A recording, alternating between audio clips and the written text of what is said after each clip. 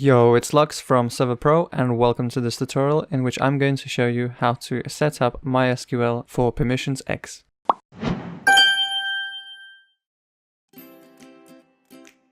This feature is only available for pro servers. To enable MySQL, head over to your control panel, go to the MySQL section, enable it like this. This will give you your details for that server, which you'll have to enter into your plugin config later. The last thing you'll need to do is restart your server so that it generates the appropriate files.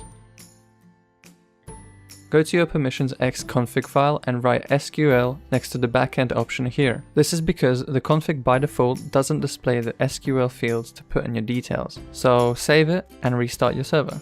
This will now generate a new config in which you can enter your details. After your server has been restarted and finished loading, open the config file and you should see more options available. Enter in your details. The URI is the database name, so you'll have to put your database name right here, just after localhost like this. Make sure you don't delete the bit before it. Next your username, mine is root, and your password.